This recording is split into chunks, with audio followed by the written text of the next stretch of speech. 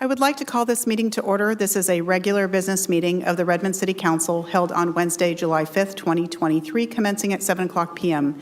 The community can attend council meetings in person, view meetings on Facebook Live, YouTube, RCTV, Comcast Channel 21 or 321, Zipley Channel 34, or listen live by calling 510-335-7371. I will call roll, starting with Council Vice President Kritzer. Here. Councilmember Anderson. Here. Councilmember Carson. Here. Councilmember Fields. Here. And Councilmember Stewart. Here. Is there a motion to excuse Councilmembers Forsyth and Khan from the meeting tonight? So moved. Is there a second? Second. It's been moved and seconded. This is a roll call vote, starting with Council Vice President Kritzer. Aye. Aye. Aye. And that passes 5-0. Thank you all very much. The first item on the agenda is a proclamation for Parks and Recreation Month.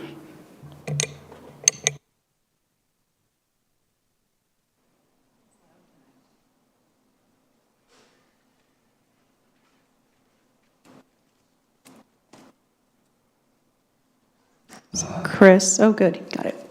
So first I'll read the proclamation.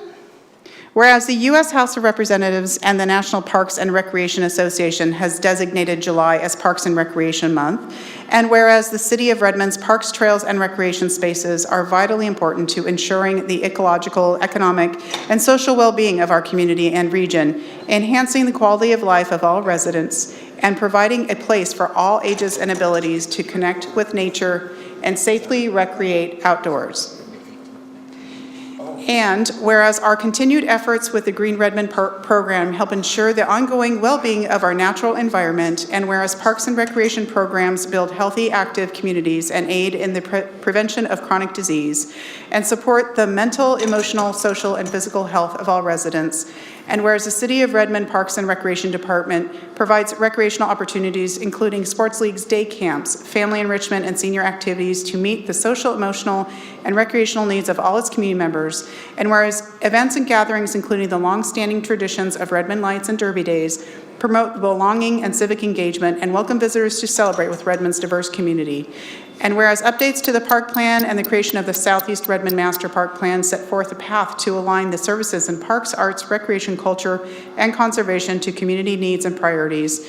And whereas the creation of public art, the celebration of Redmond's diverse arts community, and support of local artists promote a shared sense of identity, bridge cultural divides, and tell our community stories. And whereas our parks, trails, and spaces, including the continuing construction of the new Redmond Senior Community Center, provide for the creation of meaningful experiences and meet the community's need for connection, recreation, and gathering spaces that celebrate and welcome everyone in Redmond. And whereas we celebrate those who embody the spirit of parks and recreation and demonstrate a commitment to the vital growth of our community, we recognize the members of the Farrell McWhirter Teen and Adult Volunteer Program for their outstanding contributions. Now, therefore, I, Angela Burney, Mayor of the City of Redmond, Washington, do hereby proclaim July 2023 as Parks and Recreation Month in Redmond, and I encourage community members to participate in their favorite recreational activity and enjoy our beautiful parks and trails this summer. And I'm going to invite the Farrell McWhirter Volunteer Program members to come on up here, and I'm going to read a little bit about them. Come on up.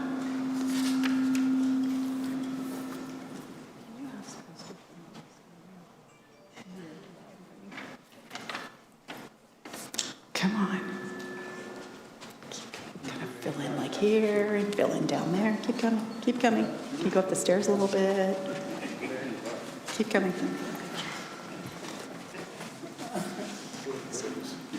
All right. The Farrell McWhirter Farm Volunteer Program supports both the equestrian and farm school programs by providing assistance to children and adults enrolled in the programs, assisting in farm maintenance and animal care, and supporting customer service at the park. The program began in 1995 for teen volunteers, and it was known as the Farrell McWhirter Pony Club. In 2019, the program expanded to include livestock, and now it supports the equestrian and farm school programs. Last year, the program expanded again to include adults. To date, is comprised of 20 members, including 15 teens and 5 adults.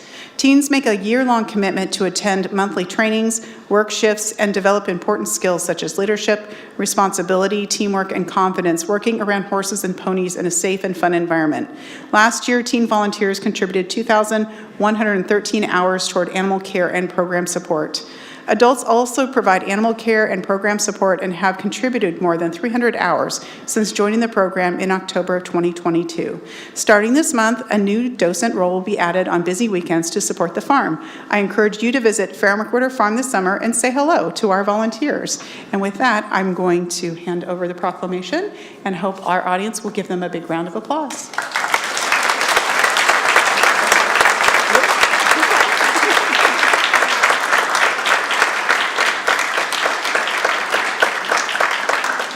Stand in the middle of them? You're so cute. Okay, should we stand here? Please stand. Yes, please stand here. No, don't go away. You guys stand closer. Stand closer together. Stand closer together to the mayor. Nice and close, put your hand. Put your hand.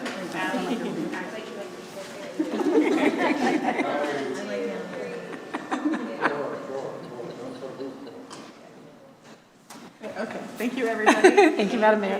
Wonderful. You can pull out the line, and I'm going to just certificate to you through the school. Thank you. Thank you. Okay.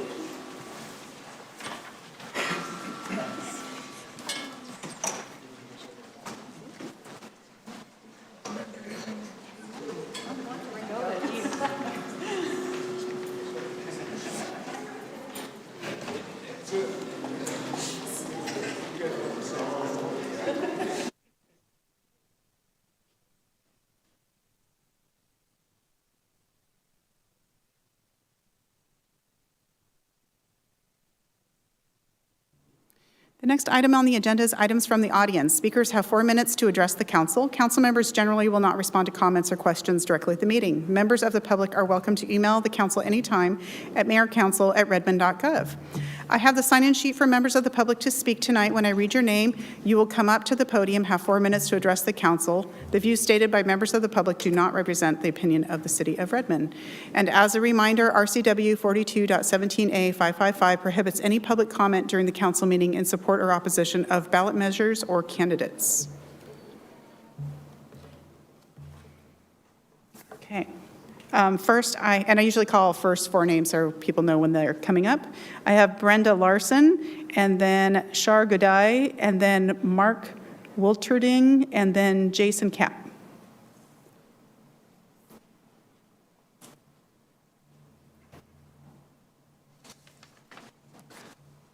Please, oh, thank you.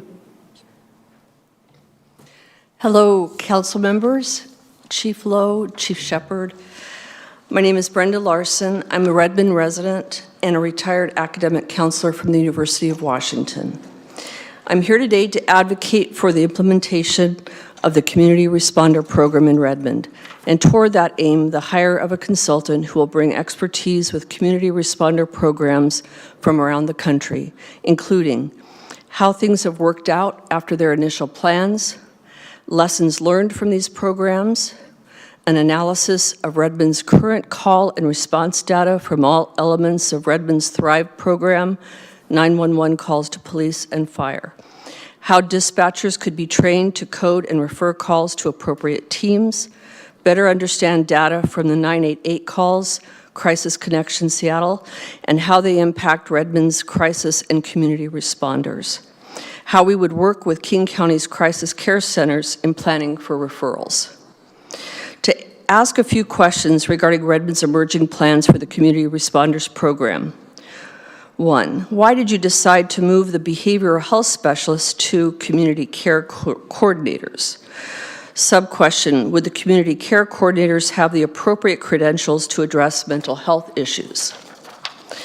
2, what source of expertise have you been using to categorize calls that are coming in now? A, sub-question, have you drawn on the experience of other programs in identifying the calls that are appropriate for community response? 3, what are the plans for involving EMTs in the teams that go out to address nonviolent, non-criminal calls? A, is there a provision for specialized training for them to address mental health crises?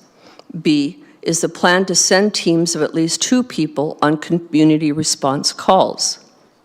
4, how much coverage do you expect to be able to deliver under the proposed plan? That is, this is A, how much of the week will 2-person teams be available for mental health crises or other community response calls? 5, could the Public Safety Reserve be used to fund more EMTs or EMT time to extend that coverage time better or further?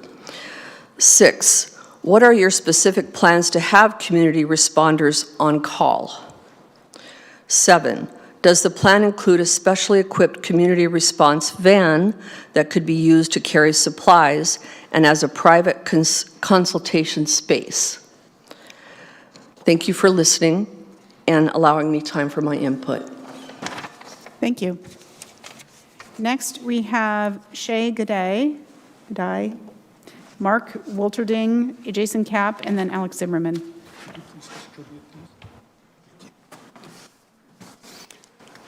Hi, my name is Shai G'day. I live north of the 172nd Avenue Gate, and I'm here following the study session that I attended along with yourselves last week to comment.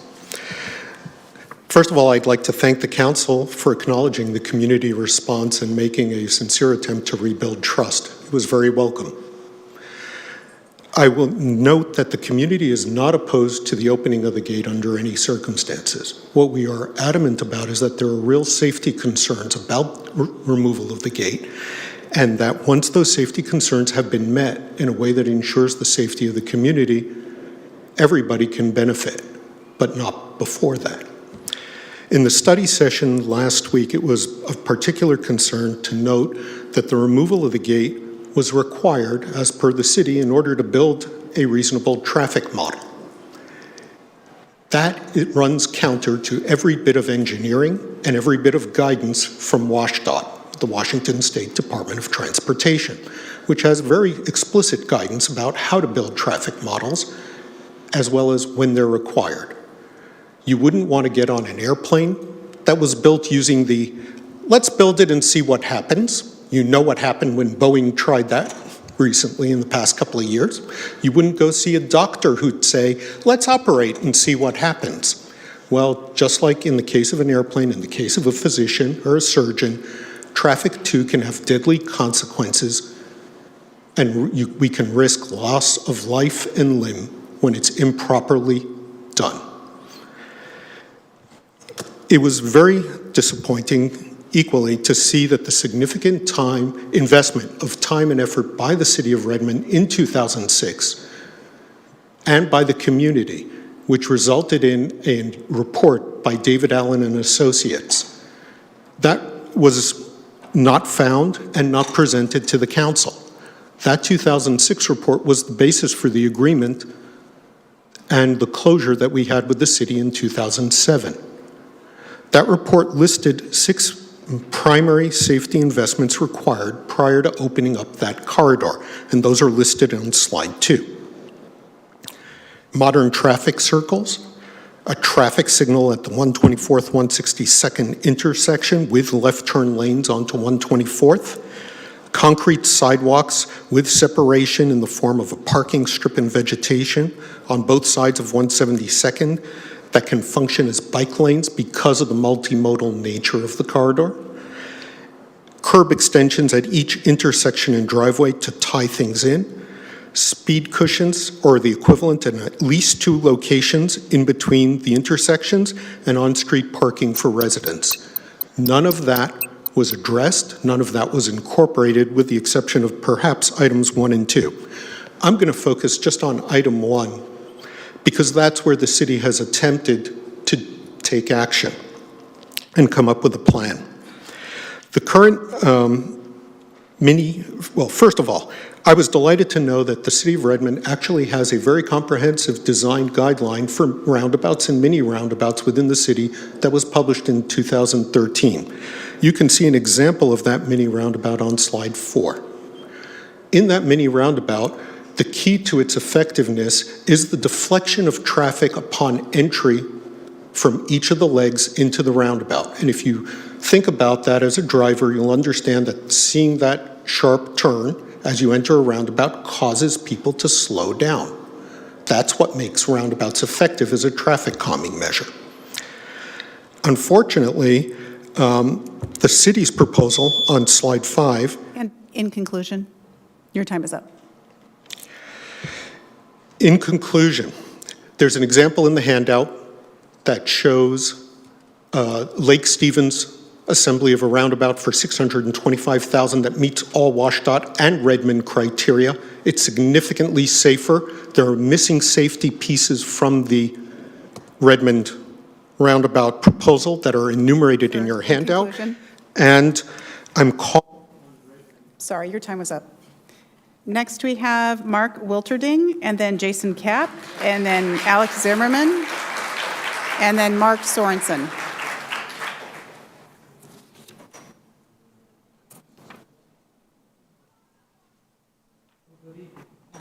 Oh, just a moment.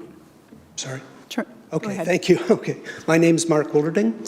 I have 40 years of experience with 2 degrees in architecture and engineering, as well as a career with IBM where I helped lead the implementation of programs for engineering solutions and services. My comments to you tonight will play off of what we heard over the 3 sessions I've attended, and will focus not on the specifics of what has happened in the past, but my recommendation and suggestions of how to avoid a troubled project. Troubled projects in the world of engineering can be found at the very earliest stages of a program. And the elements and the components of all of the presentations and material that were presented to you over the last several weeks, and both in study sessions and in open sessions, have all of the pieces to put together if a few steps are followed. The first thing I would recommend is to restore trust. It is really important to address the council's request of the Public Works Director of trying to find out how to develop a collaborative method for interchange of ideas. My recommendation is that you plan in advance community events in schools, neighborhoods, and perhaps here to allow the overview of the planned progression of work in progress. The second is that you have the opportunity to leverage the great work that is being done in the TMP Connect 2050 plan. There are elements that were explained in the study session specifically that involve the design for bicycle lanes that are standardized to avoid accidents and the flow of traffic in intermodal conditions, and also a very specific focus on road public safety to reverse the trend of increased traffic the increase of traffic fatalities. The third is the use of new tools. The 2007 timeframe in the report went into some very detailed traffic projections and environmental impact analysis. Today, those tools, especially those for the design, are available on iPads, laptops, for the public to see work in process concept scenario plans in 2D and 3D, and it's overlaid to GPS current plans. So for example, if you are thinking of option 1 through N, you can drive through, fly over, and see what is happening in real time, including the community. And the fourth is to certainly focus on public safety first.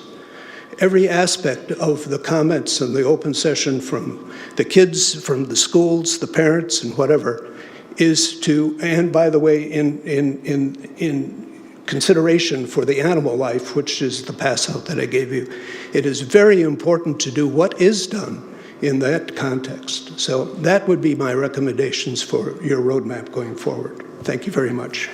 Thank you. Next, we have Jason Capp, then Alex Zimmerman, then Mark Sorensen, and then Hariharan Sandana. I'm sorry, who was next? Not yet. Jason Capp? Okay. Thank you.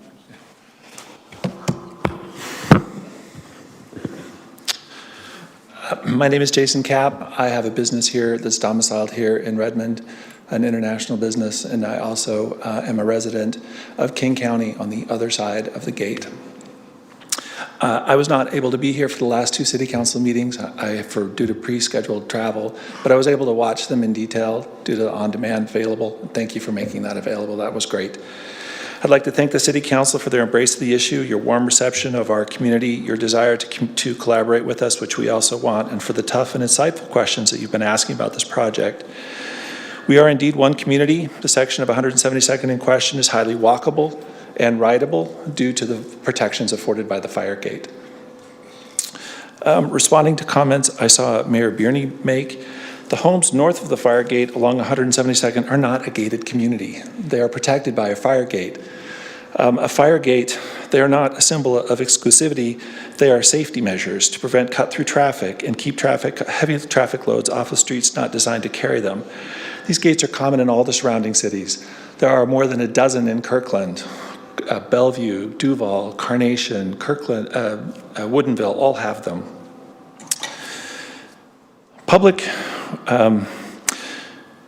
The road that we have is not a collector, as suggested by the email sent out by the Public Works Department this afternoon. It was not designed as such, and it never could be one. Its classification is something different, and it can't be one without heavy modifications. Public Works shared that the current traffic is 300 trips a day on segment D. That's our segment.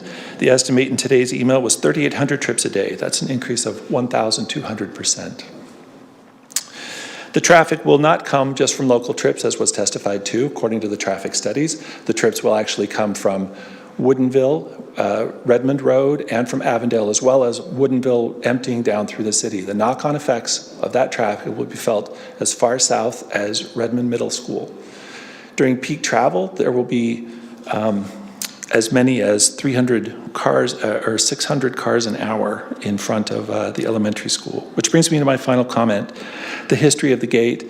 I heard the Public Works Director talk about the history of the gate, and it's a little different.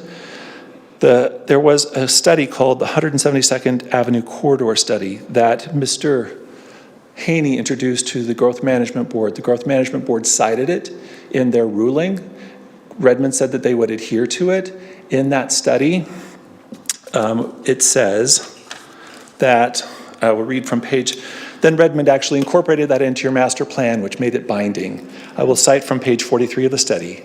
Traffic calming measures in segment D of 172nd will be completed by the city in advance of the road extension opening to all traffic. The DAA study went on to say that the opening would not be later than 2016. They were obviously wrong about that.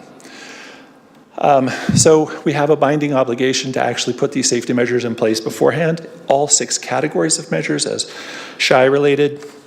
This is not the kind of project where we want to experiment to see if perhaps Redmond City could build it. To my knowledge, 4 separate traffic engineering and civil engineering companies have looked at this segment. All 4 have reached the same conclusion, including Petit, which the city asked to provide with the cheapest, narrowest possible solution this year. They actually wrote back to the city in their report and noted the city should not try to build this. You need professional road developers. This is, lastly, not something to experiment with, to see if the city can build it and if reflective sticks work as well as concrete curb to open it and see what happens. The city's obligations, regardless of who pays, is for full build. To do otherwise is to risk lives. Generally, the lives of the very young and the very old.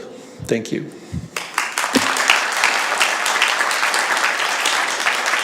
Next, we have Alex Zimmerman, Mark Sorensen, Hariharan Sadana, Seth Merritt, and then Amber Detoli. Detoli.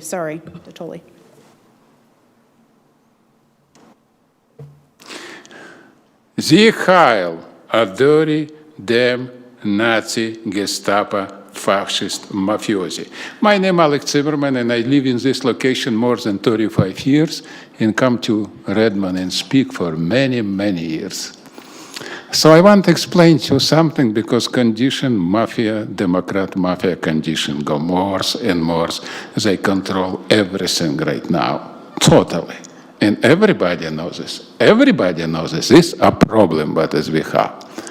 So right now, Bellevue Council cut My speech don't give me chance speak, no in council chamber, no in commission. Why? Because they support Iranian Muslim. So my question right now, because I'm Jew, so I try to understand why they support Iranian Muslim. Your mayor, a couple of councils support him too. So situation very simple right now, because all Iranian, for many years, one kill all Jew and all Christian. One kill Israel in the United States of America. In Israel, in America, staying shoulder to shoulder against Iran, because Iran is #1 American in Israel enemy. They want atomic bomb. When they have atomic bomb together with Russia, first bomb what is will be in Israel, next bomb will be in New York. We have 9/11, so we have experience. My question right now very simple. How is this possible? In civilized city like East Side, you know what it means, we support bandito and terrorism officially. Why? No, understand, when you don't like Alex Zimmerman, it's okay. When you don't like Trump, I understand this too. But I don't understand idiot who support fundamental enemy, us enemy. Is this us enemy for a long time? For 100 years. Why? It's a problem what is you have. Sorry, guys. I come here and hear you talking and talking and talking and talking and talking. And for me, this look absolutely idiotic. You smart people, why are you talking so idiot? And when something changes, when this crook Democrat mafia never doing this for how many? 30, 20 years, 5 years? And you elect again this crook, this Democrat mafia. You understand about talking? So I try to understand, guys, when you idiot, it's okay. But when you scared talking about something, and every guy who come here and speak and talk how we can make this way simple, change this Democrat mafia. Why they elect again and again and again? And 100 people come here and talking and talking and talking. A good idea. And nothing happened. We go down and down and down for the last 20 years like a nightmare.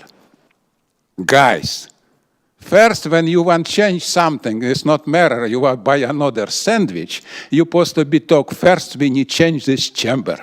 Bring a real American to this chamber. And after this, we can change sandwich. But you don't doing this. Why? Because you look like a slave. You understand? It's a problem what is we have right now. You're talking and talking and talking, and they elect same people again and again and again. It's a nightmare, what I never see before in my life, because it look absolutely idiotic. You understand about talking? I speak right now to everybody who listen to me. You want something changes, first what is we need change this crook. Because they show for last 20 years nothing changed. Go control with Nazi Gestapo principle, a pure fascism. Thank you very much. Yeah, guys, it's a serious problem. You need thinking before you talk. Next up, we have Mark Sorensen, then Haran Sandana, then Seth Merritt, then Amber Detoli. Thank you. Hello. Thanks for this opportunity. I've never spoken to a city council before, but I feel passionate about this. I've lived in Redmond for 20 years, my wife and I and family, and animals. And for 18 of those years, we lived on 167th place, which feeds from 116th. And we all know that 116th is an important and major throughway. Fire department on 116th, which I'm very happy about. 124th, though, I would guess is double the volume. And I'm very concerned that the feed from that and all the people who don't live in the immediate area, they just want a faster way through, and I do mean faster, whether there's speed bumps or not.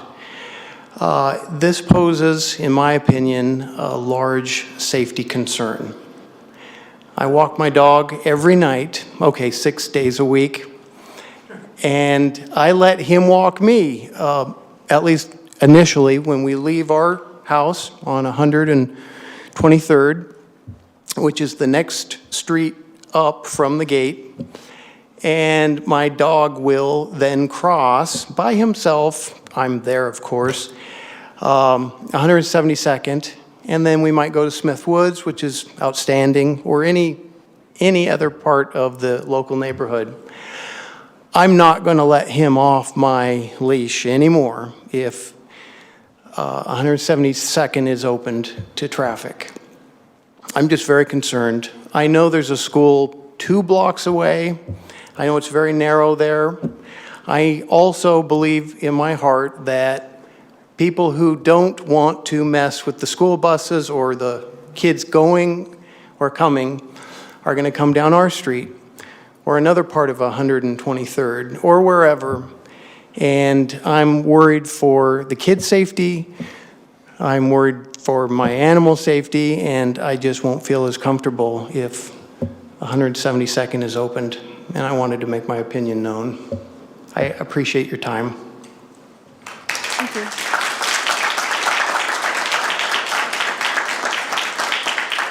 Next is, I probably didn't say your name correctly at all. I'm so sorry.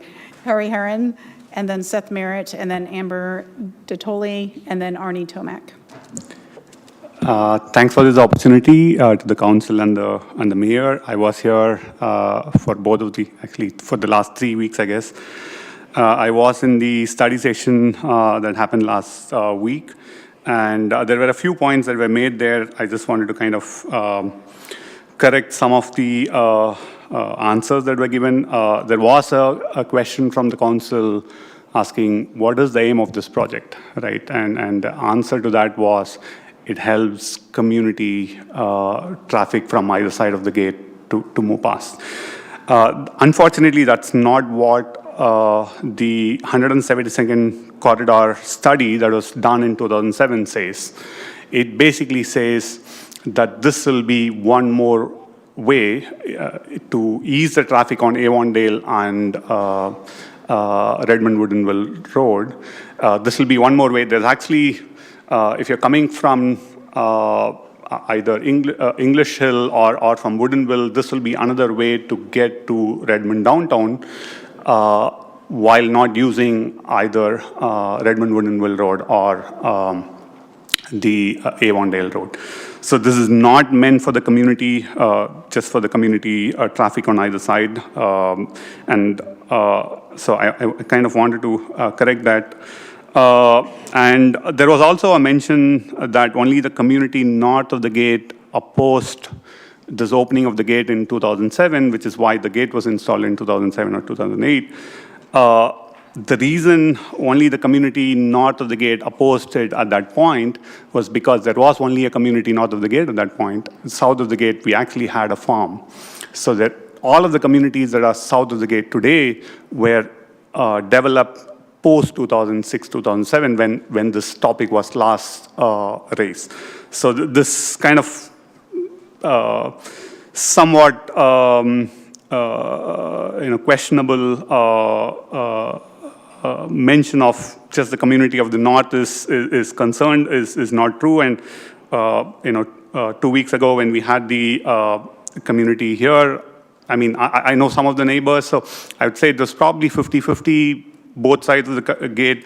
People who are obviously closest to the 172nd Street were the most concerned. And of course, people who have kids going to Clara Barton School, which is the elementary school where we have a lot of these young kids going, were the people who attended the meeting. So, and there was a mention by the mayor that the school district supports this opening of the gate. So I actually went and did a little bit of study on the catchment area for the Clara Barton School. And I kind of tried to see who from that catchment area would benefit by the gate opening. I see I have only 1 more minute. There is a small area just north of 124th on the 162nd Avenue, and they are part of the Clara Barton School, And so any kid coming from there, this will be one more way for them to get in. And the only reason they would want to come through that 172nd Avenue is because we don't have a signal, a traffic signal on the 162nd and 124th. And that is one of the things that are actually listed on the project page. And I think pretty much everybody would support that traffic light there. It will actually help a lot of people.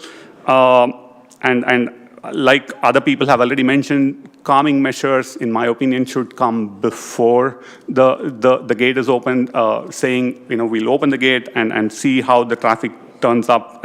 Doesn't look correct to me. Yeah, okay. Thanks for the time, and I appreciate the opportunity. Thank you. Thank you. Next, we have Seth Merritt, Amber Detoli, Arnie Tomac, David Morton, and then I'm going to say this wrong too, Raman Oher. Sorry about the name. Good evening. Esteemed members of the Redmond City Council, Mayor, city staff, respected guests, and members of the community. My name is Seth Merritt. I'm the Political Action Committee Liaison for the International Association of Firefighters, Local 2878, representing 263 members, including Duval, Eastside, Snoqualmie, and Falls City firefighters. We have the utmost respect for our colleagues at Redmond Fire Department. Like us, they brave challenging conditions daily to ensure the safety and well-being of our communities. The Duval firefighters have been members of Local 2878 for 30 years.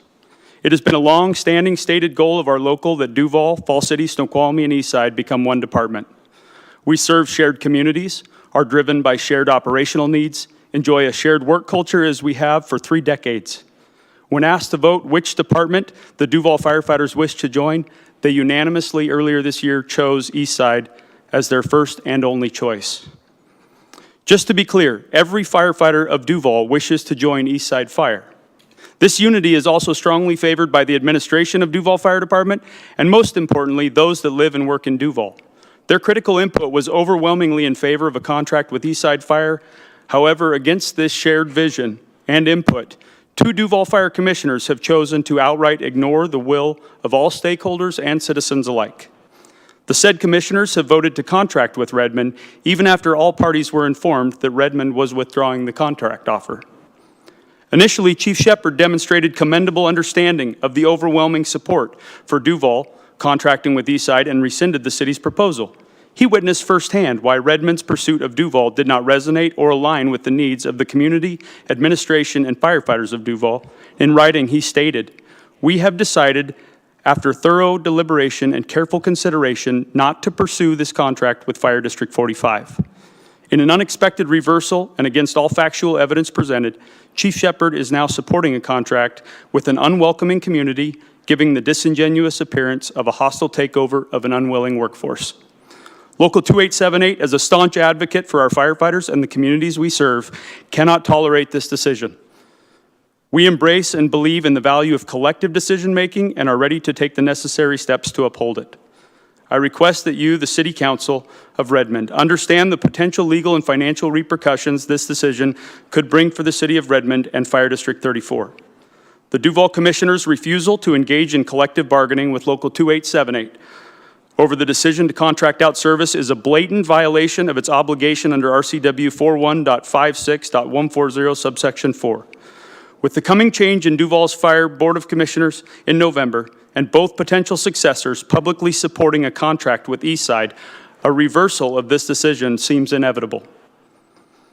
We appeal to you for the sake of our firefighters, our communities, and the Redmond Fire Department's stability to reconsider this decision. Let us uphold the collective voice of Duval community and not override it. Thank you for your time and your enduring dedication to public safety. Together we can make choices that will better serve all of our communities. Thank you. Thank you.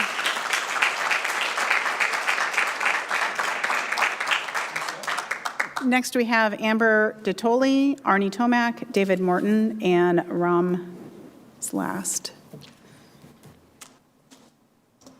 I'm a little shorter.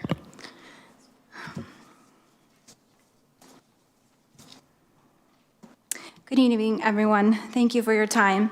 My name is Amber Detoli, and I'm a parent of 3. I'm also a founding and current member of the Clara Barton PTSA. I come here again to plead that common sense will prevail and the safety of our community will be maintained. I have never seen people access a school like they do Clara Barton. Barton isn't just a school, it's our de facto community center. It's a safe place to hang out for young and old. I have seen the city in the area doing traffic monitoring. However, when they were looking, did they look past the cars at the community as a whole? Did they see the group of grandmas and aunties that do Tai Chi every morning in the corner in front of the school? Did they survey the group of dozens of grandparents walking with yoga mats to meet the daily yoga session in the park? Not to mention the joggers, the walkers, the bikers, strolling before the sun is up and well after the sun has set, all year long. It isn't about our community. It isn't only about our community's human inhabitants. We have to consider the impact and consequences our indigenous wildlife. The gate protects the last route of safety for the original residents of this area. There are so few green spaces left that the gate provides a safe passage to and from Smith Woods. It's the last large green natural space for them. Opening the gate will remove one of the few transitional routes for the wildlife that have left in the area. What environmental study has been conducted to protect them? According to WashDOT, a traffic impact analysis, which I believe is known as a TIA, requires updating if it's more than 3 years old. According to the records I have access to, the TIA was completed in 2007. If that is indeed correct, I want to show you a photograph of what Clara Barton looked like in 2007 versus a comparison today in 2003. This area and green spaces that is completely devoid of open green spaces available to wildlife. Using this date and time of the traffic study of Clara Barton wasn't even a thought, let alone a concept in the action. Ella Baker and Clara Barton were voted and approved by the constituents in 2016. So are we to believe that impact analysis has a full picture of the actual impact on the people that live there today? My sister-in-law is a doctor in the Air Force. One of her favorite phrases to anyone that will listen is, "Prevention is better than a cure." As a community in a city, we should not have to wait until the symptoms of poor traffic management and safety protocols emerge before we are motivated to find a cure to something that is 100% preventable in the first place. The convenience of time and traffic should never be placed above safety of our children, however inconvenient that may be to drivers wishing to get home. I've heard the phrase, "safety will be phased in," come up a number of times. However, would you allow your children to be treated in a hospital where safety is being phased in? We have the equation backwards. We should not be phasing in safety over a period of time. We should be phasing in the use of opening the gate over a period of time to ensure safety, not curing any elements that may come afterwards. When it comes to children's safety, isn't on a sliding scale. I'll say that again. When it comes to children's safety, it isn't on a sliding scale.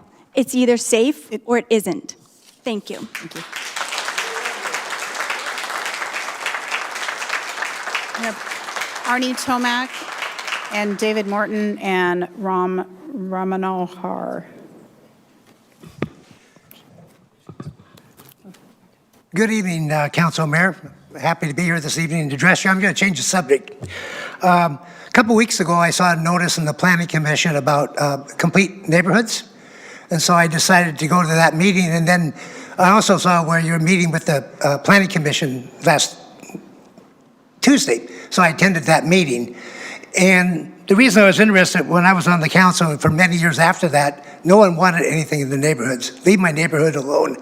But at that planning meeting, I started hearing different comments about, you know, it might be okay in some circumstances to have that type a facility in my neighborhood. And the reason I'm interested, my wife and I grew up in complete neighborhoods. My wife grew up in the Midwest. She lived in a residential neighborhood. Within 2 blocks of her house, within residences, had 4 convenience stores. Her dad walked 10 minutes to work. I grew up in Renton, and I remember vividly when I was young, there was a Johnson grocery store. It was a 2-story structure, had a grocery store, a butcher shop, and the people that owned it lived above it. And back then, they'd even deliver groceries to your house if you left them with an order. And so it was very interesting. Of course, I could walk I lived in Renton Hill, so I could walk to convenience stores very easy. In fact, back then, there was a policy that if you lived within a mile of a school, you walked. So I walked to school all through up into high school. Of course, the 1950s and 60s came, and the national policy was to build the interstate freeway. And 405 ended in Bellevue. And I drove that, got off of Bell Red Road, which is a 2-lane road, and drove 55 miles an hour into Redmond, which had 1 stoplight. There's only 2,000 people in Redmond and about 13,000 in Bellevue. But because cars became king, Bellevue started building neighborhoods, guess what, with no sidewalks. Because why would anyone want to walk or anyone want to ride a bike?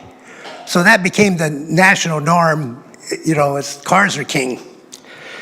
And on the way home from that planning meeting, my wife and I started talking, and there's 2 areas that we located in our area, which is Viewpoint, down by Idlewood Park. And one was at Northeast 40th and West Lake Sammamish, and it's a single intersection. Across the street are apartments, and then there's residents living around that. So it'd be very easy for people to come from the apartments over there and go back home. The other location was Northeast 36 and West Lake Sammamish, across from Idlewood Park. Seemed like that could be a convenient. And the lots are big, by the way, about half an acre. The other areas, how about Avondale Road or Old Redmond Road? So I know one of the comments that always came up is people are going to drive to those and not walk or bicycle. And so I want you to take a look at the little store down in Bellevue. It's on West Lake Sammamish, north of Vassar Park. It's been there for 60 years. And it has a store down below and a residence above it. So take a look at that, talk to people in Bellevue, see how that has fit the community. My wife and I stop there periodically and get convenience at the store. The other thing, during the pandemic, food trucks were very popular in neighborhoods. So you might want to take a look at policies related to food trucks coming into neighborhoods under certain circumstances. So, but I see some attitudes changing in the community. So I know you adopted some real good policies about affordable housing, and I'm looking for if you can come up with some innovative ways maybe to include some services in the neighborhood. So I want to thank you for the opportunity to talk to you.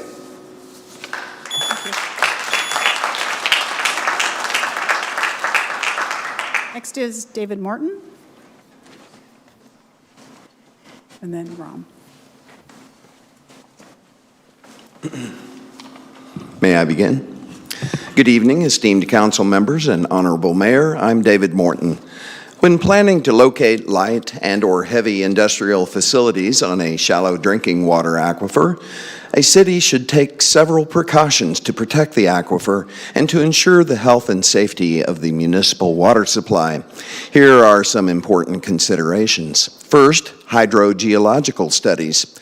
Conduct detailed studies to understand the aquifer's characteristics, including its recharge rate, vulnerability to contamination, and potential impacts from industrial activities. This information will help make informed decisions and design appropriate protection measures. Second, zoning and land use planning. Establish strict zoning regulations that restrict the types of industries and activities allowed in the vicinity of the aquifer. Prohibiting potentially hazardous industries such as chemical plants or waste disposal facilities can help minimize the risk of groundwater contamination. See the provided link to typical sources of potential groundwater contamination identified by the EPA. Third, regulatory framework. Develop and enforce comprehensive regulations and guidelines for industrial activities near the aquifer. These should include specific requirements for waste management, pollutant control, spill prevention and response, and groundwater monitoring.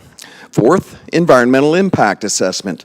Require industrial developers to conduct rigorous environmental impact assessments before obtaining permits. These assessments should evaluate the potential risks to the aquifer and propose mitigation measures to minimize or eliminate those risks. Fifth, hazardous material storage and handling.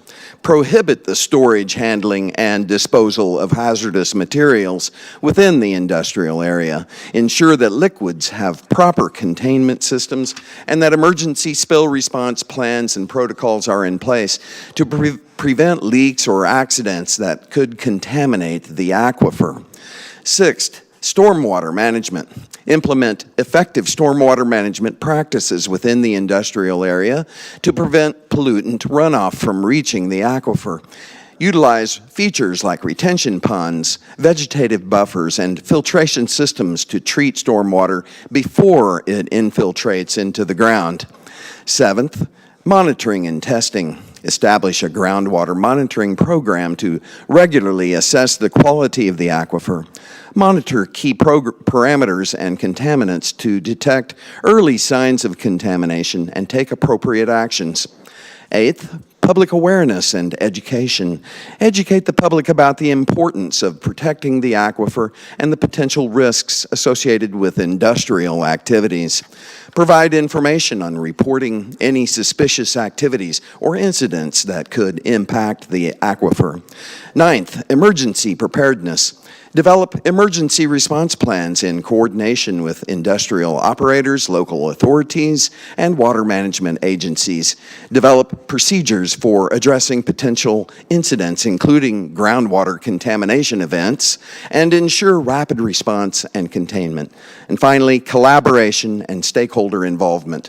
Foster collaboration among various stakeholders, including city officials, industrial operators, environmental organizations, and community representatives. Engage them in the planning process, seek their input, and establish ongoing communication and cooperation. In conclusion, implementing these precautions can help safeguard the health, safety, and quality of Redmond's municipal drinking water supply. Thank you. And last we have I'm going to get this right, Ramanohor. Close? It's actually correct. Can you say it for me? Your last name again? Sure, Ram Manohar. Ramanohar. Thank you. Okay, thanks. So I don't have a prepared speech, but I'll start with an introduction, and then after that, I have 3 themes that I thought of. So my name, of course, Ram, and I've lived here in the same Redmond zip code since the 90s. My younger son was a safety patrol volunteer in Clara Barton Elementary 3 years ago. My older son is in Redmond High School, just graduated actually. Okay, so let me first say my first theme. And I live close to Clara Barton Elementary. We've been living there for a very long time, before my son was born, since before my younger son was born. First point I want to stress is that public roads must be open to the public. We don't need elaborate studies to open a road, a public road, to the public. And I understand that some people have certain privileges that they are fearful of losing, but we shouldn't require an elaborate study to open a public road to the public. That is just sound public policy. So that's the first point I want to make. The second point that I want to make is that the closed gate is a huge inconvenience for many of us who live south of the gate. And also there are others in Education Hill who have the same concerns. I know none of them are here, I'm the only person speaking. So the first thing I'll say is that anytime I drive to Kirkland, Totem Lake, or to Woodinville, or if I have to go on 405 North to I-5 North, I have to take a left turn on 162nd Place Northeast, and it's an alternative route. So right now there is a way to go from 116th to 124th, and that is through 162nd Place Northeast. And so I live right close to Clara, Barton, so I go on 172nd North, a little past Clara, Barton, take a left turn, and then the road curves to the right on 162nd Place. That left turn, I sometimes wait for a long time because the traffic on 124th is pretty fast. And if there's a cautious driver waiting for a left turn, and I understand the caution, they've got to wait for a long time. And I wait behind them. So that is a huge inconvenience if I go left. There are other times when I want to go right. So on 124th East, the eastern part of 124th. So then it's a really roundabout way. I don't have to wait because it's a right turn, but it's a very roundabout route. And there's a lot of extra driving, unnecessary extra driving that I need to do. And it's not just me, there are other Redmond City residents, anyone living in North Redmond, in Education Hill, who goes to 124th, right now has to go through this trouble. And none of them, I didn't get any information about the door being closed or anything. I found out about it and I'm here. The others are not here because many of them just don't know about it. So that's the inconvenience part of it. The third theme I want to address is some of the concerns I've heard over here today. So, yes, I understand there will be more traffic. I'm sorry that your 4 minutes is up. In conclusion, if you want to wrap it up. So in conclusion, there are many elementary schools in Redmond, and if fire gates are the only way to keep them safe, then the question for the City Council is, are they going to install fire gates near every single elementary school in Redmond to ensure safety for everyone, and to have people walk their dogs unleashed and do Tai Chi or anything else they want to do? Thank you, sir. Yeah, thanks. Next up, our next item of business is consent agenda. Is there a motion to approve the consent agenda? So moved. Is there a second? Second. It's been moved and seconded. Are there any items to be pulled? Item number 5, please. Item number 5. Are there any other items to be pulled? Yes, Council President, Vice President? I just would like to make a comment after the vote. Okay, thank you. This is, let's see, for item number 4, resolution number 1573, a resolution of the City Council of the City of Redmond, Washington, adopting a fee structure for city-owned, public available electric vehicle charging infrastructure with the passage of the consent agenda. Whoops, we'll get there. Let me pause on that. This is a roll call vote, starting with Council Vice President Kritzer. Aye. Aye. Aye. Aye. And that passes 5-0. With the passage of the consent agenda, we have a new Human Services Commissioner and a new Lodging Tax Advisory Committee member. Tonight we'll be swearing in Samet Bordeloy for the Human Services Commission, and we'll swear in Jeff Eisenberg for the Lodging Tax Advisory Committee at a later time. Samet, would you like to come forward? Thank you.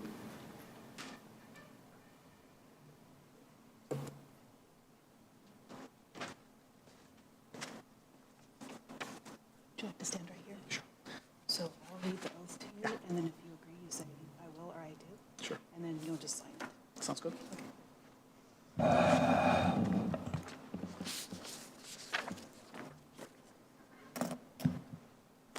Raise your right hand.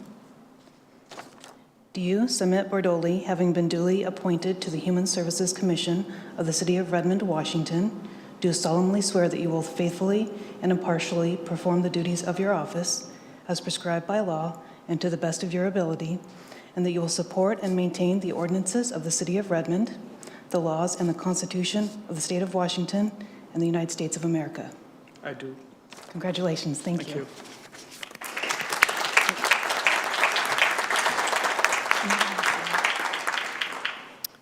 Is there a motion to approve item number 5? So moved. Is there a second? Second. It's been moved and seconded. Councilmember Anderson? I'd like to be recused from this item due to a financial conflict of interest, and I will leave the room. Thank you. Any other comments on this item? Seeing none, this is a roll call vote, starting with Council Vice President Kritzer. Aye. Aye. Aye. And that passes 4-0. The next item on the agenda, I'm sorry, Council Vice President. I just wanted to make a quick comment on the change to the EV charging fees. I'm glad we were able to come to a decision on this and look forward to seeing how this perhaps changes behavior on those spots. One question I had for the staff was just whether we can put up proper signage so that people are aware of the change, because it is difficult to know when you plug in at those spaces. Oh, thank you, Ms. Liebeck. It's difficult to know when you plug into the spaces. I think if it's been 13 years, people may just assume it's going to be zero and suddenly get a bill. So I just want to make sure that anyone who plugs in know that they're suddenly going to get charged. Yep. And I will have our sustainability manager Jenny Liebeck, answer that question. Hi, good evening. Try one more time. Try that. Try red. Try it. See if red is on. Try. No. Is green on? No. You could also come right here to the podium. That is definitely working. So yes, we will be posting actually physical signage as well as making updates to, there's some digital, a digital screen. So customers will see both ways to process the information. Great, thank you very much. Thank you.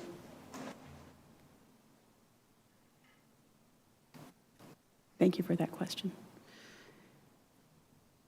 Our next item of business is a staff report. Let me make sure I'm doing it. Oh, no, we have a public hearing first. Sorry. The next item on the agenda is a public hearing, the adoption of the annual update of the 2024-2029 six-year Transportation Improvement Program, or TIP. Resolution number 1574, a resolution of the City Council of the City of Redmond, Washington, adopting a six-year transportation improvement program for the years 2024 through 2029, and directing the same to be filed with the State Secretary of Transportation and the Transportation Improvement Board. I will now open the public, would you, excuse me, let's see if the microphones work this time. Can you hear me? Nope. Can you hear me? I think you have to come to the podium, which in olden times is where we did all these updates for council too. Try now. I unmuted it. Can you? Yep. I'll have Ms. Vanjie Garcia. Sorry about that. Introduce this item. Can you imagine? Good evening, Mayor and Council. I'm a little unused to standing at the podium, so I apologize. Josh Mueller and I thought we'd go over quickly about the annual update of the Transportation Improvement Program.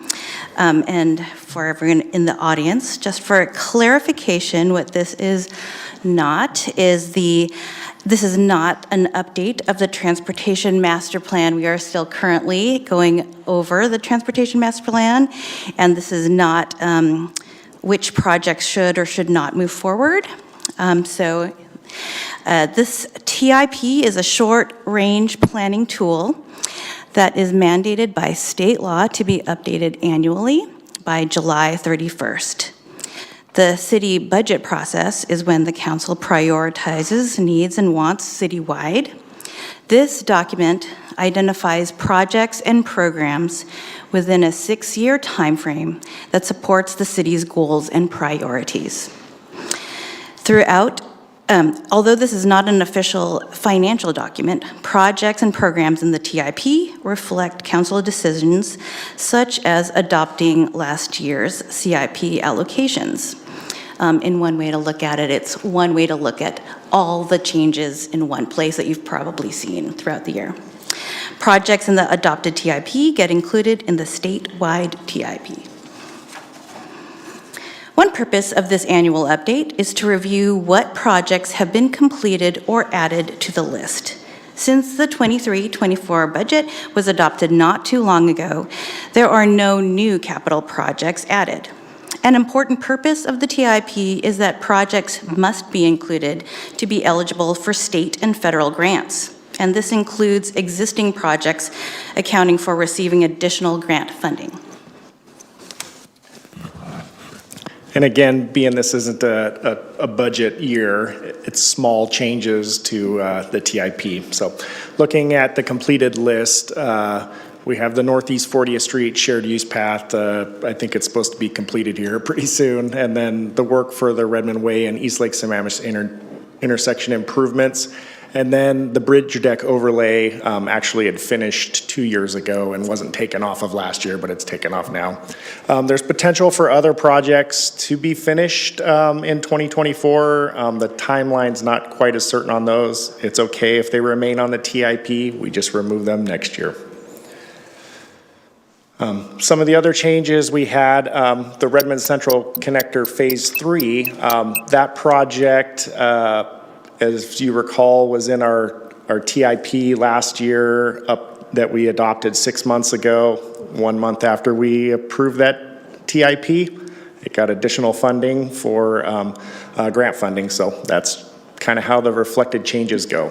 Another one we have is the adaptive signal system for the downtown, additional grant funds, and then 3 new we won't call them projects, but 3 new kind of placeholders here. One is the Safe Streets for All SS4A grant. The Critical Transportation Infrastructure Improvement Program, that's a placeholder for the TBD funds that won't start being collected until 2024. And then another grant opportunity that we're working out with our local road safety plan to hopefully apply for in Q1 next year in 2024 for the Highway Safety Improvement Plan HSIP grant funds from WSDOT. And so when we close the public hearing, we will be asking for your decision if we adopt this year's TIP. Thank you very much. Council, do you have any questions for staff this evening? All right, seeing none, thank you very much. I am now opening the public hearing. I have the sign-in sheet for members of the public to speak in person tonight, which we don't have any. We did receive written comments to the council. And with that, is there any community members who would like to speak to the TIP this evening? Seeing none, the public hearing is now closed. Oh, there was a hand up. Oh, what's that? Oh, council member. It was you. Oh, you closed the public hearing and I was going to make a motion. Oh, gotcha. We did receive written comments. We received no comments to remotely testify this evening. The public hearing is now closed. Councilmember Anderson. I'd love to move resolution number 1574 for the Transportation Improvement Program. Is there a second? Second. It's been moved and seconded. Are there any comments from the council or questions? Council Vice President Kritzer. When we previously looked at this item, I had noted that I thought we might want to hold off on voting until we had dealt with some of a couple of pieces that we were going to be studying, including 172nd, as well as the 95th Street Bridge. Looking at this, I would say I'm okay voting on it tonight, since I think what this plan is really about is providing the funding for infrastructure improvements, which I think when we're at 172nd, we're hearing from the community they would support additional infrastructure improvements and traffic calming in that area, as well as I think on the 95th Street Bridge. I'm interested in our upcoming conversation about the change in scope, but the current, what is currently reflected in here is the non-change scope amount. So as I see both of those, they kind of provide a maximum amount of funding that we can use to be able to support infrastructure in these areas. So given that, I think we still have the ability in the future to change our decisions on this. Part of the reason why I had raised it is that each time we do pass a plan, we are indicating to our staff and our community where we intend to go. So I think we should think about that carefully, but also given the state requirements, as well as the opportunity, should we be able to get funding for any additional infrastructure projects that this makes us open to, I can support this tonight. Thanks. Thank you. Any other comments this evening? Seeing none, this is a roll call vote, starting with Council Vice President Kritzer. Aye. Aye. Aye. Aye. Aye. And that passes 5-0. Our next item of business is a staff report for the Redmond Senior and Community Center update. Laureen Hamilton, Parks and Recreation Director, will introduce this item. And Director Hamilton, I think you should use the podium. Thank you.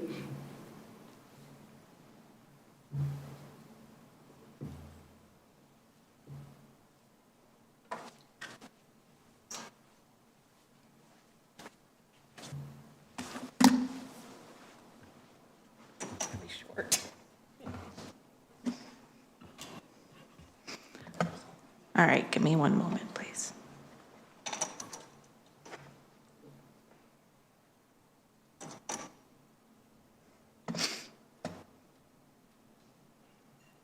My deputy is online and is going to share the deck. So while he gets that up, I will just introduce this item. So good evening, City Council. I am Laureen Hamilton, the Parks and Recreation Director, and I am here this evening to share an update about the Redmond Senior and Community Center.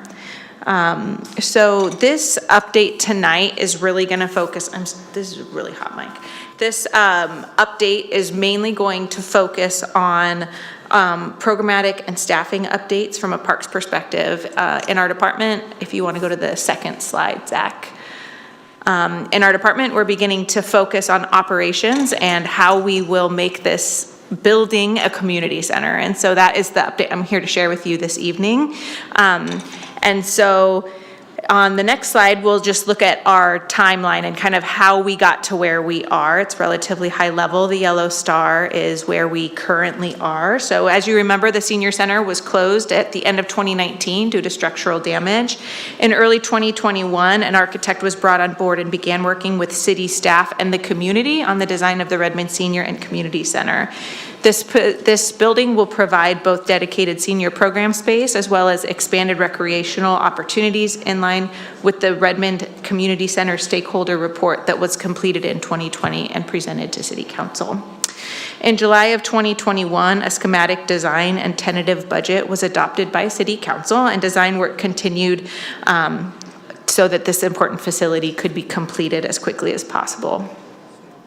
In June of 2022, we broke ground, which was an extremely exciting time, and we have been under construction since then. A topping out ceremony in February of 2023 kept our momentum going, where the community came alongside staff and electeds to sign a panel that was then hoisted to the top of the community center. This was a symbol of our continued commitment to this space and the future community that it will foster. Due to mainly electrical switchgear delays, our hoped and anticipated opening for the end of 2023 was not able to be realized, but we continue to work towards a May of 2024 opening. That has not changed at this point. Next slide, Zach. I would be remiss to stand here and not share a little bit more of just a high-level update as to some of the work that you might be seeing on site. We had a drone out that took some shots. So on the far left, that's that shot that you see. And it kind of just shows you the size of the new facility, which is really twice the size of the old senior center.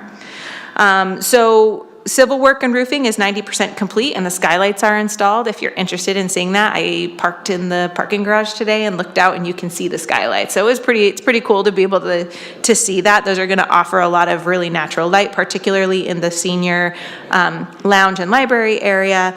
And so it makes it very open and light. The weather barrier is 80% complete and siding installation is underway. And so there's the Aquifer pickled wood that we had talked about throughout the design project. You can see it, or throughout the design process, you can see it out on the building now. And so it really is just taking shape. Window installation has also begun, which will effectively seal the building and really allow us to do interior work. Inside the building, the concrete slab is complete and the framing is almost complete inside. Some areas are beginning to get drywall and the spaces are taking shape. When we walk through the facility for updates, it's really easy to see what the spaces are now. The offices in particular have drywall, and so it's really fun to be able to point out what things are going to be. So like I said before, we're really beginning to focus on our staffing and our program operations as we work towards a May of 2023 opening date. And so really this is to share with you the work that we are embarking on right now. We're about just under a year from opening. And so this really is the time that we start to put these plans into place. So from a staffing perspective, just for context, the previous Redmond Senior Center had 4 full-time staff on site. At the time, customer service was not centralized, and so those staff were also taking care of the front desk, taking care of rentals. Since then, in our operations, Parks has centralized customer service citywide, and so we actually have a separate customer service team that mans our front desks as opposed to our recreation team. I share that to let you know that the new Redmond Senior and Community Center will have 7 full-time staff on site, including a recreation supervisor, coordinators overseeing and supporting senior fitness and youth programming, as well as customer service staff that will support the front desk and the rentals program for the community room, fixed stage, and commercial kitchen. So effectively, our full-time staff in that facility will be almost twice what it was in the original senior center. This, of course, does not include volunteers, instructors, contractors, and supplemental staff that will ensure this facility operates at its highest capacity. From a programming perspective, staff are working on program plans for the various spaces. This includes the gymnasium, walk-jog track, flexible program spaces, and community room. This will include things like the senior lunch program, social groups, and other free and fee-based programs that will meet the needs of our growing community. This conversation will work to balance out priorities of dedicated senior space, which remains a high priority within our team, as well as increased offerings for the community like indoor pickleball and new offerings such as a kids zone and other youth-focused activities. We also will have a fitness studio that will be able to hold large fitness classes. Parks is currently undergoing the fee study alongside other departments. The fees that will be set in this process are only those which are currently set by Resolution 1485. These are items such as rental fees for facilities, sports fields, and special event permit fees. It does not include recreation class fees. Those fees are set in alignment with the cost of service policy that was adopted by City Council in April of 2022. And so that will be coming to you later this year alongside other department work with Director Cochran heading that process up. Communications and marketing, we will continue to update the community on the project through social media, city and parks e-news, and on the website at redmond.gov/RSCC. We have continued having monthly check-ins with our senior advisory committee, including updating them on staffing plans and program plans, the Parks, Trails, and Recreation Commission, and our Arts and Culture Commission. As plans are firmed up, we will also continue to come here and share those with City Council, and we'll continue to share all of these things through the channels that I mentioned before. Our next steps as we work towards the opening of the Redmond Senior and Community Center are to finalize our FF&E. Next slide, Zach, there we go. To finalize our FF&E, so we're working hard on selecting our furnishings, exercise equipment, and other items to ensure the facility is ready to operate upon its completion. We're planning a hard hat reception event for sponsors, commission, city council, and other elected officials. This event will happen in probably October of this year when the site is safer and easier to access than it currently is. And so you will hear information about that as we firm those plans up. And then, of course, we'll have a grand opening with all of its festivities and wonderful things to open up the new building in May of 2024. And with that, I would be happy to answer any questions that City Council may have. Thank you so much. It's great to have an update. Any questions from council members? Vice President, I want to say President because you're sitting right next to me. Vice President, sorry. Just a question you mentioned about the fee structure. In terms of using the exercise spaces that are going to be planned within that facility, are people going to have to pay kind of like a membership type of fee? Is that what we're expecting? Yeah, that's what I would expect. We're looking at what that fee will look like and what it will include, and we want to ensure that it's remaining very accessible, right? We're not a private luxury, fitness center. We are a community center, and we want to make sure that we're accessible for those who need that space. And so we're also looking at things like silver sneakers that will allow the cost to remain really low for our seniors and other communities. And so, yes, I would expect a fee structure. We are looking at other cities, other communities, other organizations to kind of see what that would look like and what we would want to include in that. We want to keep it relatively simple while providing people flexibility and options, which can be a lot harder than you might think it would be at first glance. That makes sense. And when will you likely come back to us with that recommendation and the others that you're looking at in terms of fee structures? So those particular fees will not come to City Council as recommendations because we set them in line with the cost recovery policy that's already in line. So what we do is we look at our direct costs, what it costs us to run those things, and then we look at kind of where it sits on that pyramid that we looked at in the cost of service process, and then look at what percentage we're trying to hit. And then some of those things will be heavily subsidized and some things will not. Things like rentals are not heavily subsidized for use. So the fees that you will see are things like room rentals, field rentals, and I can actually send that resolution on to council if you're interested to know which of those fees would be set in that process. And that should be, I think, in September is, I think, when we're looking at bringing those fees to City Council. Perfect. Thank you so much for that clarification. And Yeah. I appreciated all the work that we did on the cost of service work. Yeah, we'd be coming to you a lot if we had to come to you every time we updated a recreation class. Councilmember Stewart. Thank you so much, Director Hamilton. No question, just come back as often as you like because this was such a delightful update and very appreciative of your team. Thank you. Any other questions or comments? I see none. Awesome. Thank you very much. It is always wonderful to get an update. Thank you very much. And pretty pictures always help, right? Yeah, that's always good too. Our next item of business is Ombuds report. For the month of June is Councilmember Stewart, and for the month of July is Councilmember Anderson. So I'll start with Councilmember Stewart to see if she has anything to wrap up. Sure. So we had a lot of activity on the 172nd gate, obviously. I wanted to call something out, though, because we have, in the past year, adopted a process whereby the names and email addresses of all the folks who sign in are now stored in a place where council can see them and respond to our residents. So there was a bunch of folks who had signed in to talk to us about 172nd, and I let the council know that I would update all the folks who signed in about the various public meetings and opportunities for them to share their voices. So what I learned about this process is a human being writes down their name and email address over there, and then another human being has to interpret it, including their handwriting, and especially in a diverse city as ours, that's got to be a big challenge. So the end result is about half of the email addresses that I wrote to about those public meetings bounced. And I just call this out to my fellow colleagues because I think we should look at some better interventions for this, maybe some kind of sign-in system where folks could sign up like on their mobile device to speak to items from the audience, or to have some kind of kiosk in the future. So I just kind of wanted to report back on the process of that. So thanks for the extra time on that.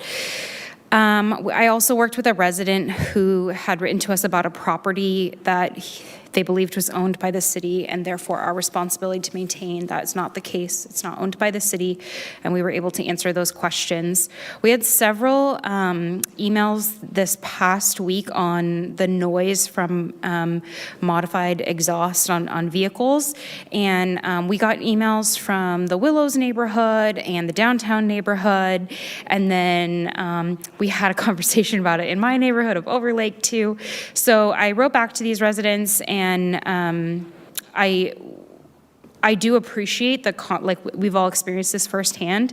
And I think it's important to remember that our staffing levels don't possibly allow for us to have an individual officer on every single street in every neighborhood in Redmond every night to make sure that we are intervening in every single situation. So that was some of the conversation that I was able to have with residents in my responses.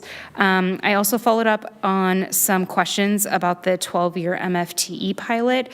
There is a remaining set of questions from a resident that staff will be responding to in the next couple of weeks. And that is it for the month of June. Thanks. Thank you so much.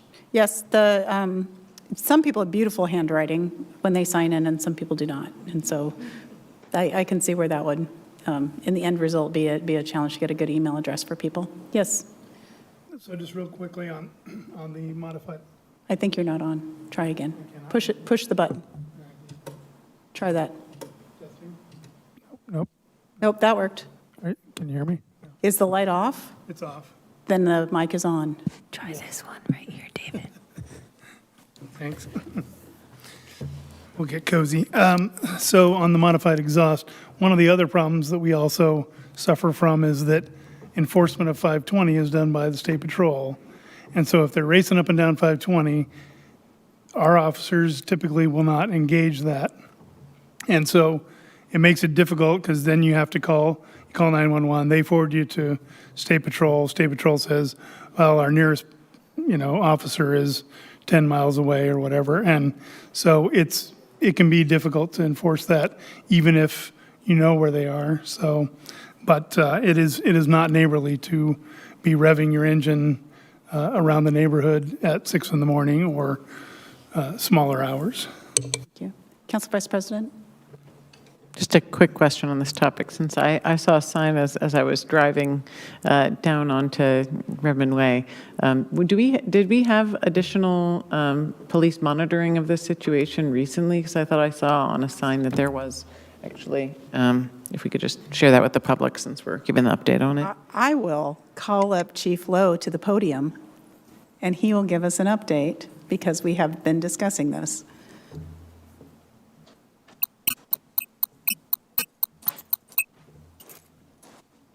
I'm on? Oh, You're yes. on. I am. So yes, we are aware of the emails and the problems and concerns. We actually have a meeting scheduled tomorrow with my traffic supervisor.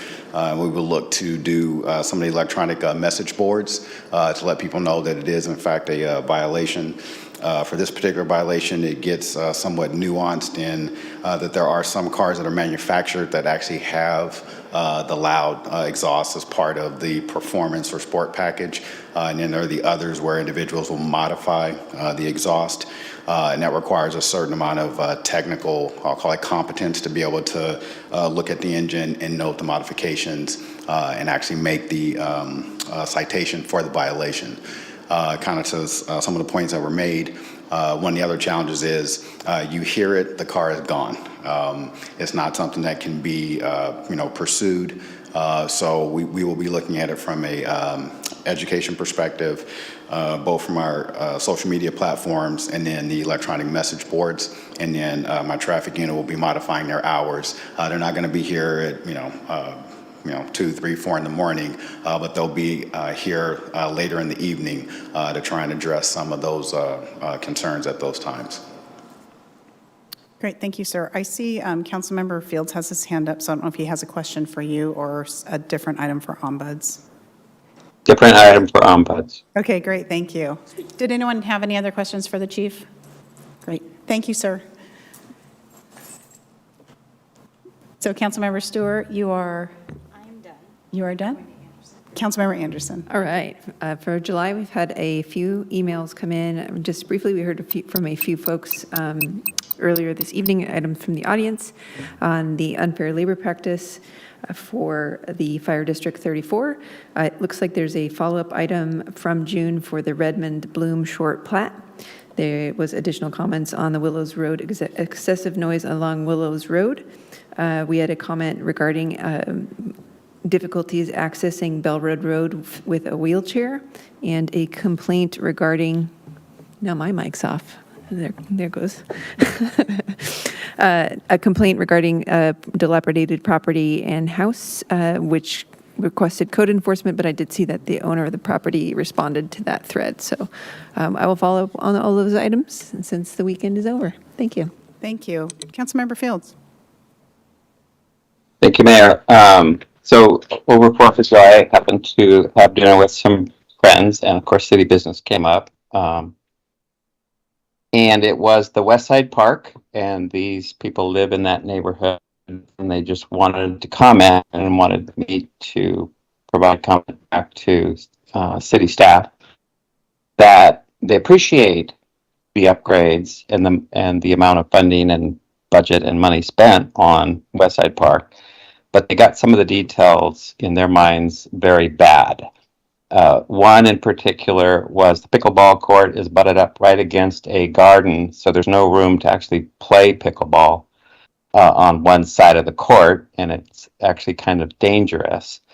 And the other is that all of the play facilities are designed for children 5 and up, and when you think of the demographics in there, there's a lot of younger children, a lot of younger grandchildren. This particular couple had grandchildren that really couldn't use the park. So I think of Dr. Morton's 4-minute testimony earlier tonight about working in detail with the public when we make these changes. I'm sure we did everything we can, but according to these people, we missed some very major things. And that's it. Any other ombuds items for this evening? Council Vice President.